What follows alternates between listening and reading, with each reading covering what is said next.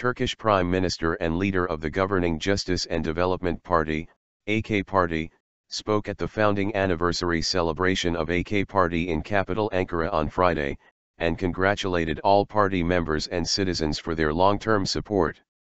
If someone else were in our shoes, they may say that we don't take risks in this process. But our principle since August 14, 2001 is clear. Like our founding leader President Recep Tayyip Erdogan, we pay the price if needed, but we don't make our nation pay a price, said Davutoglu. In the June 7 general election, the AK Party was elected as the first party with 40.8% of the vote, but this was not enough to form a one-party government.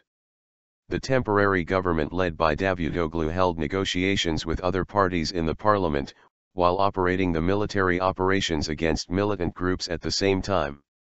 In 1969, a politician, Necmettin Erbakan, presented a new political manifesto named National Vision. Unlike the other Turkish right-wing movements, the National Vision focused on public's traditional and religious values. Erbakan presented technological development as a vital target.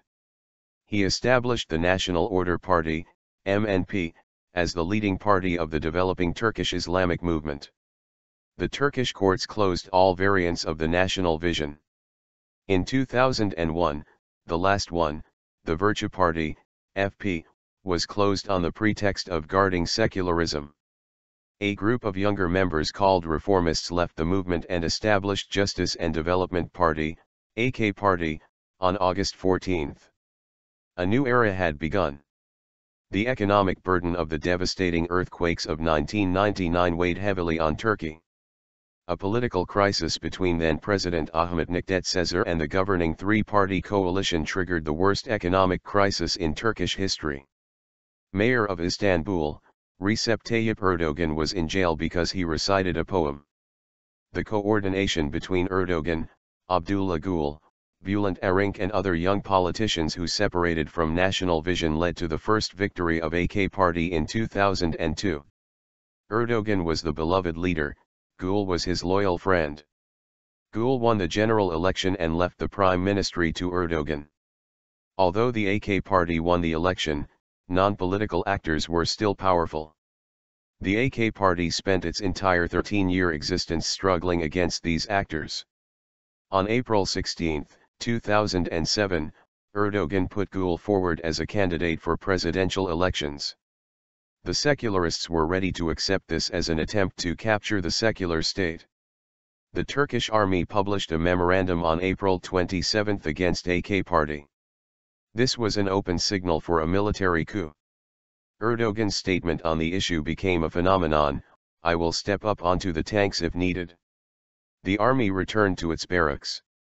Turkish politics had defeated the military intervention for the first time in the history of the country. On March 14, 2008, a prosecutor filed a closure case against AK Party.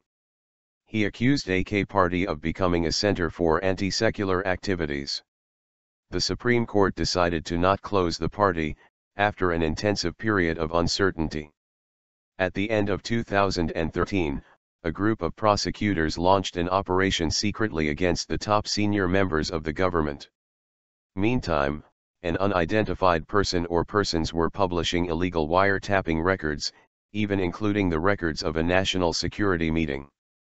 Erdogan declared this group as a parallel state led by US-based cleric Fethullah Gulen and promised to struggle against this group. The nation elected Erdogan as the first popularly elected president with 52% of the vote.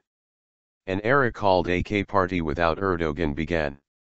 At the end of 2015 general election on June 7, the AK Party gained 41% of the vote and was unable to form a government without a coalition. Meanwhile, the negotiations between the political parties to form a coalition government has failed. The leaders announced an early election appears to be imminent.